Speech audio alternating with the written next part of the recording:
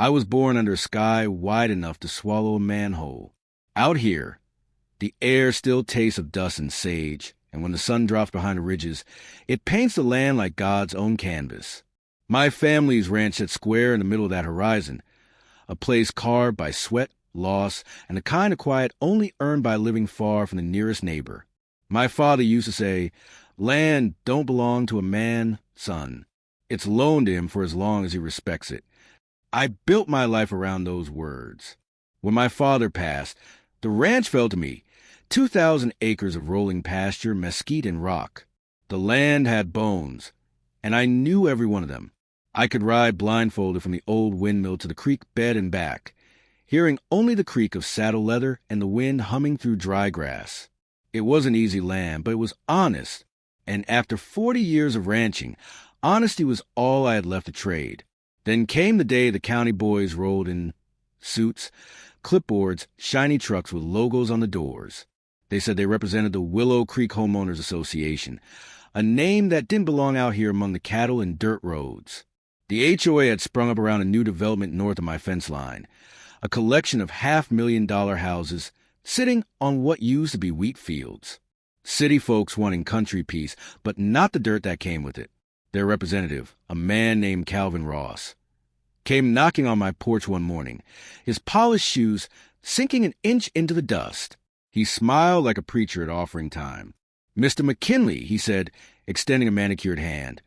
"I'm Calvin Ross, president of the Willow Creek HOA. We're working on a water improvement project for our community. You got a stream cutting through your property that feeds into the same aquifer we draw from. We'd like to discuss a cooperative arrangement." I didn't take his hand. "That stream's been here longer than both of us. What's there to arrange?" He chuckled, the way city men do when they think they're talking to someone slow. "Just a pipeline, sir. We're improving the infrastructure to support our growing community. We'll compensate you fairly for the land usage. It's all within legal right-of-way. You won't even notice it once construction's done." That word, right-of-way, tasted foul in my mouth. Don't recall selling any rights. I said, steady as I could manage. He cleared his throat and handed me a folder full of blueprints and signatures. "It's already been approved by the county. The previous owner of a parcel adjacent to your land signed the easement. The line will cross less than a quarter mile through your ranch. It's a formality at this point." I watched him stand there in his crisp shirt while my dog, Dusty, circled and growled low. I'd dealt with plenty of bureaucrats in my day, but something in his voice told me this wasn't going to be a neighborly affair. "Formality or not," I said, "nobody's cutting my land open without me knowing every inch of what they're doing." He smiled again, that same hollow smile. "I understand your concern. We'll keep you updated every step of the way." They didn't.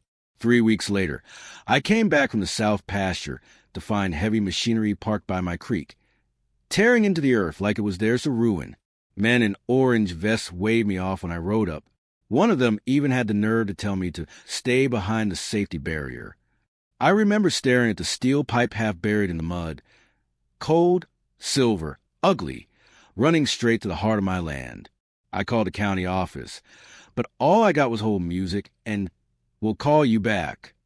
By the time they did, the trench was filled and the damage was done.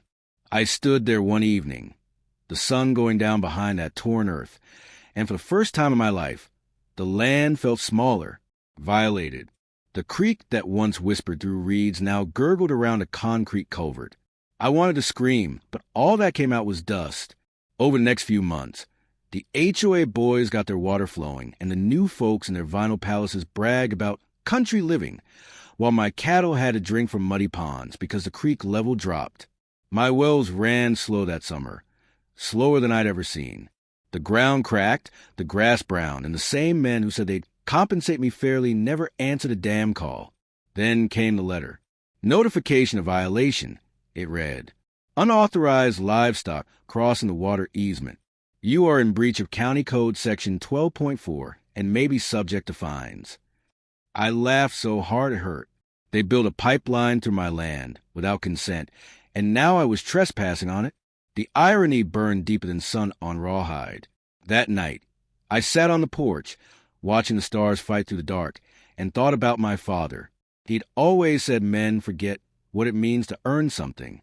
They'll trade sweat for ink on paper, he used to say, but ink can't grow grass. I thought of how proud he'd been when we fixed the old spring house, the same one that fed the creek before it wound its way north. That spring was the reason my grandfather settled here. Pure, clean, and steady through every drought. I hadn't been up there in years. The trail was overgrown and the rock walls had crumbled, but that night I decided to see it again. I saddled Dusty before dawn and rode through the mesquite. The air smelled like rain that wouldn't come.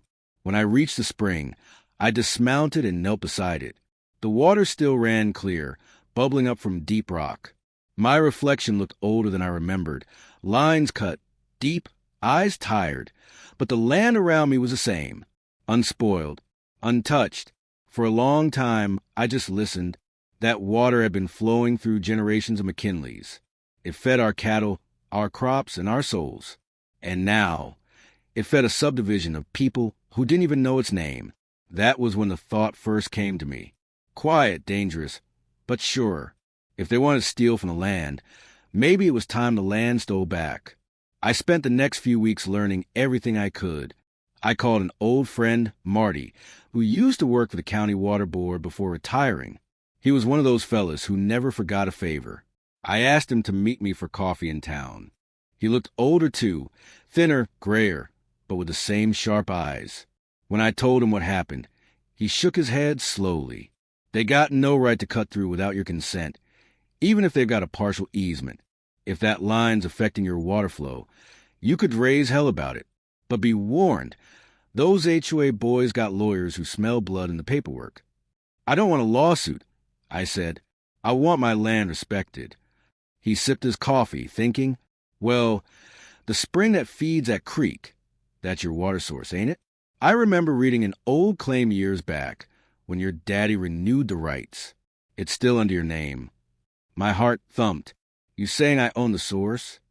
He nodded. Unless you sold it, which I know damn well you didn't. It was like lightning hit me square between the eyes. The answer had been sitting under my boots all along.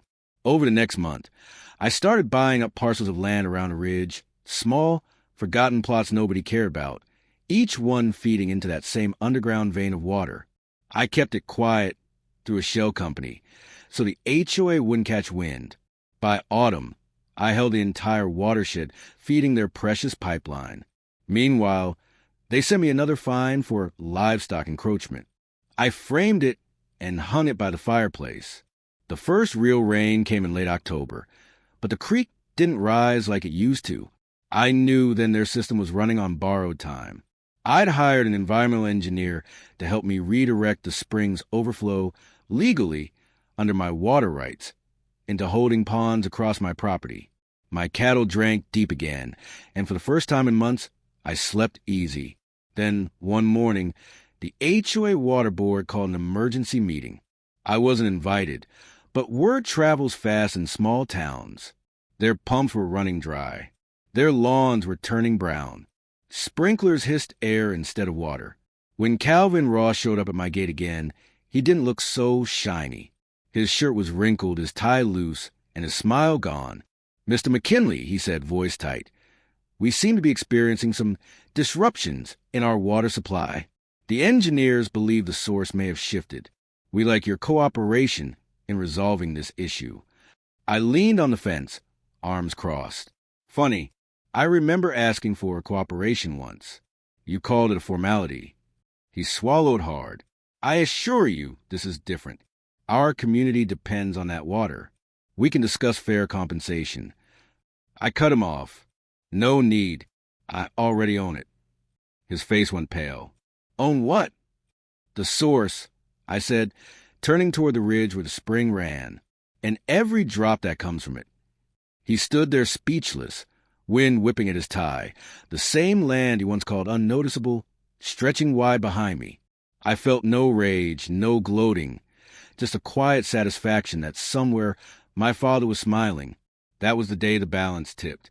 But I wasn't done yet, because what they built through greed, I was about to rebuild with purpose. And a lesson they'd never forget, IT started slow.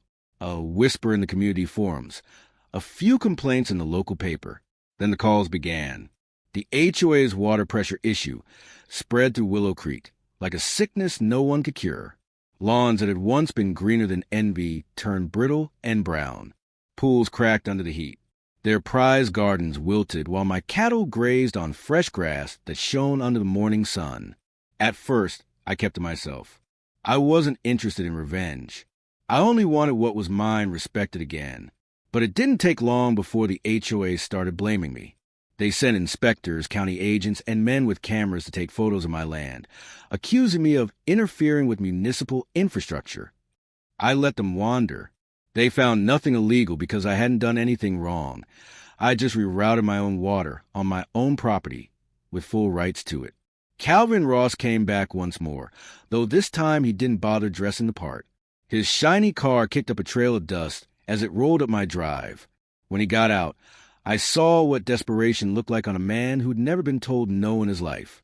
"Mr. McKinley," he said, wiping sweat from his forehead. "We need to talk." "Talking never did me much good with you, Calvin," I said, leaning on the porch post. "This isn't about me. It's about families, children, who don't have running water. People are struggling. They can't shower, can't cook. The HOA's running dry. Please, we need to work something out." There was the first time that voice of control cracked. The first time he sounded human. I studied him for a long moment. The sun was high, the cicadas buzzing. "You ever think," I said slowly, "about where your water came from before your HOA came along? About how the land was already taking care of itself just fine?" He didn't answer. "You folks built your paradise right on top of a system older than any of us."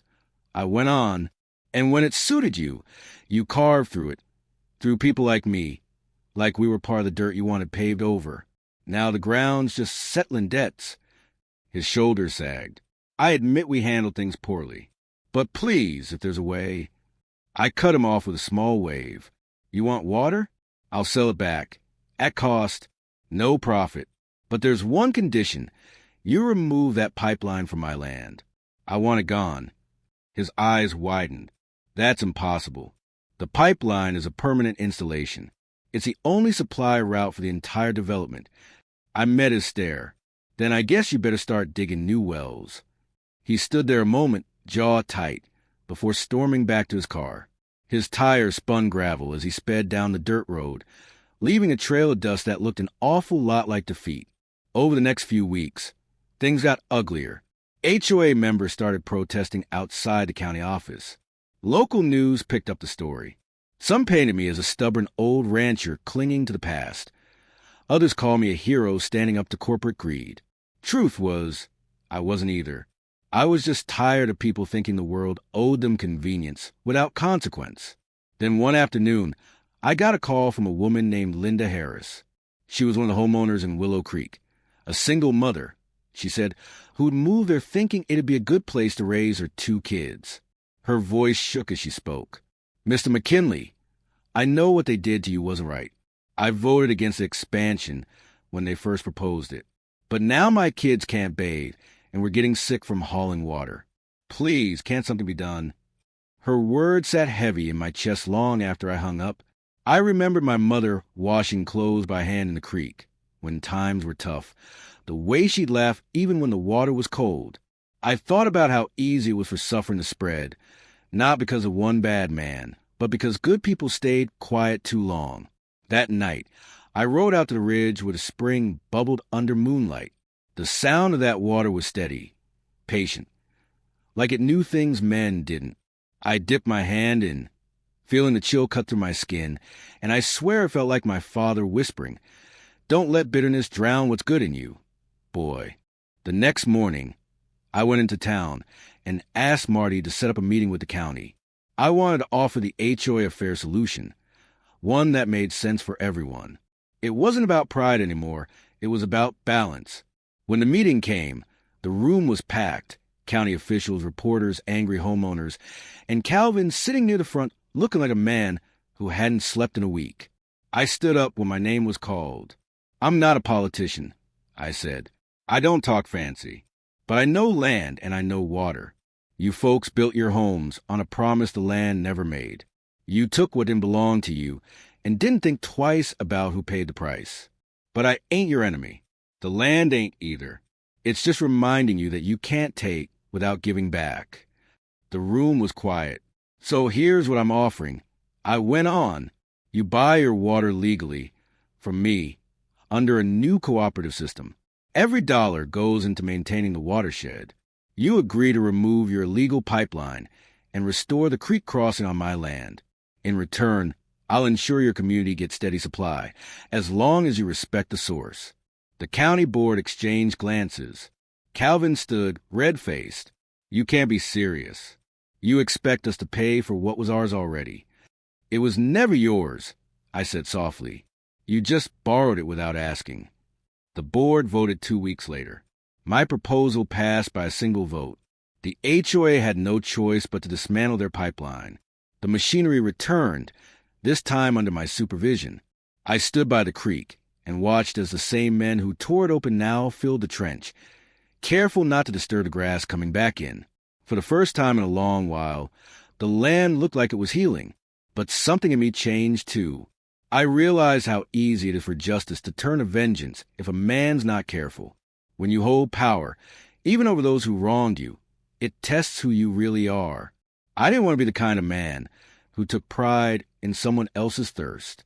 So, when the system was up and running again, I visited Linda.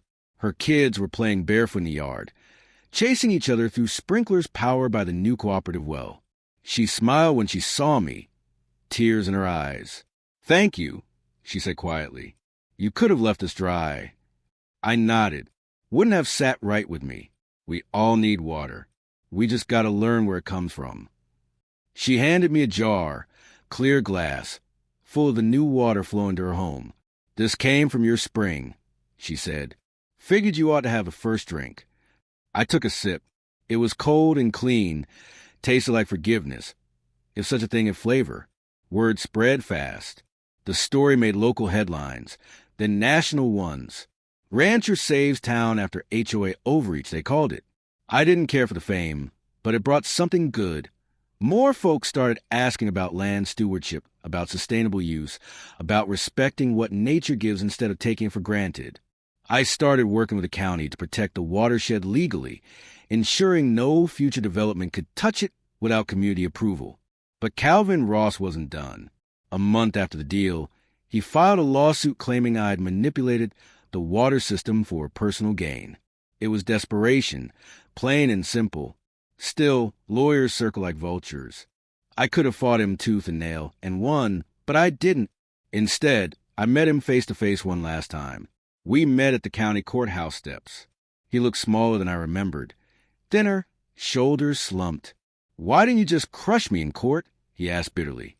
"You had every right." "Because it wouldn't have changed a damn thing," I said.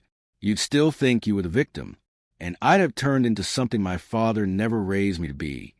He stared at me a long moment, then nodded slowly. "You taught me something, McKinley. You can't build peace on stolen ground." I tipped my hat. "Now you're learning." He dropped the lawsuit a week later. The HOA dissolved its old board soon after, replaced by folks like Linda, people who cared more about community than control. They renamed the development Spring Hollow in honor of the water that brought it back to life. For me, life returned to quiet. The ranch healed, the creek sang again, and the cattle thrived. But I'd changed, too. I'd learned that justice without compassion can dry up a man's soul just as fast as greed can. Still, every evening when the sun sinks low and the light hits the hills just right, I ride out to the ridge and sit by that spring. Sometimes I swear I can hear my father's voice in the wind, proud, amused maybe, saying, "Told you, son, land don't belong to a man. It belongs to those who honor it." And I reckon he's right. But the story wasn't over yet, not by a long shot. Because what started as a fight over a pipeline would soon become a lesson for the whole valley, about greed, legacy, and the power of standing firm when the world forgets what's sacred. Winter came early that year, cold enough to make the iron gates groan and the cattle huddle close to the barns. The first frost coated the fences in white, and when the morning sun hit the valley, it glittered like a promise. I'd spent half my life chasing peace on this land, and for the first time in decades, I could feel it settling again, slow, steady, like snow on dry ground. The HOA mess was behind me, mostly. The lawsuits had ended. The new cooperative agreement was running smooth, and the valley had stopped buzzing with gossip. But I could still see the market left on folks. Some of the homeowners packed up and left, moving back to cities where water came from faucets and not the veins of the earth. Others stayed, humbled, learning what it meant to live with the land instead of just on it.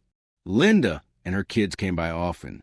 She'd bring jars of homemade jam, her son helping me mend fences while her daughter chased Dusty around the porch. There was laughter again on the ranch.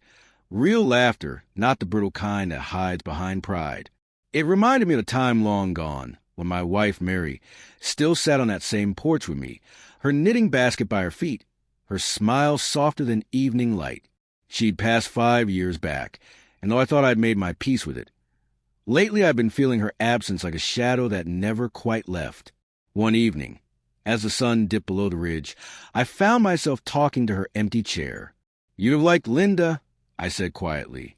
"She's got your stubborn streak, the good kind." The wind answered me, rustling the dry leaves, and I swear for a heartbeat it felt like Mary was there, listening. The land had a way of healing people as much as it healed itself. I'd seen it again and again, in neighbors who stopped by to breathe the open air, in kids learning how to ride, in the way the creek now flowed clear where the scar of that old pipeline used to be. A few months later, the county invited me to speak at a local forum about land rights and conservation. I almost said no. I wasn't a public speaker. I was a rancher. But Marty convinced me. "People need to hear from someone who lived it," he said. "You've got wisdom they can't find in a textbook." So I went. The hall was packed that night. Farmers, developers, homeowners, and young folks who'd never known life without a tap. I stood behind the podium, hands rough, hat tucked under my arm, and for a moment I just looked at them, faces full of curiosity, pride, and a bit of guilt. "I'm no expert," I began. "All I know is what my father taught me. That land's not something you own. It's something you borrow from the next generation. And when you take more than your share, the earth has a way of settling the score." I told him about the pipeline, about the fight, about the spring. I didn't name names, didn't shame anyone.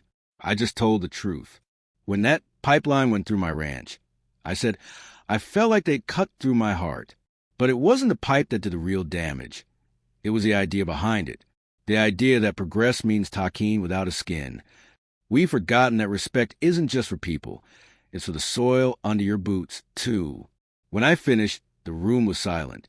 Then someone started clapping. One by one, others joined.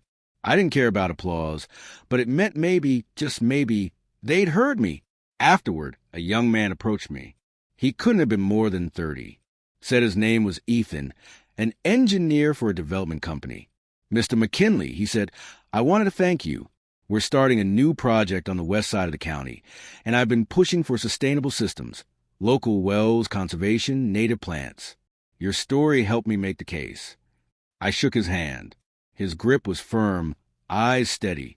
For the first time, I saw hope in a generation that might just learn from the ones before it. As the months rolled on, things settled into rhythm. The new water co-op thrived. Folks from Willow Creek came down to volunteer at the ranch, helping with the spring maintenance, planting willows and cottonwoods to hold the banks. Kids splashed in the shallows again, laughing like the world hadn't forgotten how. But change doesn't come without ghosts. One afternoon, I got a letter in the mail. The return address was a prison in another state. Inside was a handwritten note, shaky but sincere. It was from Calvin Ross.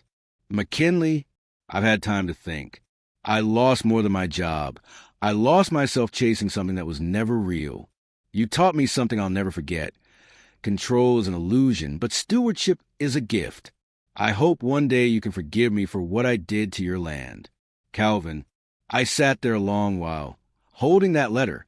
Forgiveness is a strange thing. It doesn't come easy, and it sure doesn't mean forgetting. But I knew then that he was just a man, flawed, lost, same as the rest of us. I folded the letter and tucked it into my father's old Bible. That felt like the right place for it. Spring came again, green as memory. The hills bloomed, the creek sang louder, and the ranch seemed younger somehow. Linda started helping me with bookkeeping, then with feed orders, then with everything. She was good at it, smart, patient. The kids call me Uncle Jack now, and sometimes when we'd all sit on the porch watching the sunset, I could feel something healing in me too. One evening, her boy, Tommy, asked, "Uncle Jack, how come you didn't just cut off their water forever? They were mean to you." I smiled, leaning back in my chair. "Because, son, if you let revenge decide your choices, you end up thirstier than the folks you're punishing." He thought about that for a while, nodding slow, like he understood more than most grown men ever will. A few days later, we held the first Spring Hollow Fair, a community event celebrating the new cooperative system. There were food stalls, bluegrass bands, local crafts. Folks from both sides of the fence came together, laughing and sharing stories. Even some of the ones who'd once cursed my name came up to shake my hand. When dusk fell, the mayor took the stage and asked me to say a few words. I kept it short. "I didn't fight to own water," I said. "I fought to remind folks what it's worth. Don't wait till the well runs dry to appreciate what you had. Respect the land, and it'll respect you back." Applause rolled through the field, but my eyes drifted past crowd, to the creek, shimmering under lantern light, winding steady through the dark. That was applause enough. Years have passed since then. I'm slower now, but the mornings still start the same. Coffee steaming in my hand, dogs at my feet, the sun rising over a land that remembers everything. The spring still runs clear. The co-op still thrives. And every now and then, a stranger drives out just to see where it all began. They always ask the same question. Was it worth it? And I always answer the same way. Every drop. But what I don't say, what I keep for myself, is a lesson I learned too late in life. That ownership means nothing without stewardship, and that a man's real wealth isn't in the acres he holds, but in the life his land sustains. One summer evening, as the horizon bled gold and crimson, I took the long trail up to the ridge. The grass whispered beneath my boots, and when I reached the spring, I sat by the water's edge and watched it ripple. I thought about my father, about Mary, about all the hands that had worked this land before mine. I filled a tin cup and raised it toward the sky. "Here's to you," I whispered, "to the land, to the lessons, and to never forgetting where we come from." The wind picked up, rustling through the willows, carrying with it the scent of earth and rain. Somewhere in that sound, I swore I heard my father's voice again, proud, gentle, saying, "You did right, son." I smiled, took a sip, and let the water cool the heat of memory. The sun slid lower, shadows stretching long across the valley. The creek glimmered like a silver ribbon leading home. And for the first time in years, I felt at peace, not because I'd won, but because I'd finally understood. The land doesn't keep score.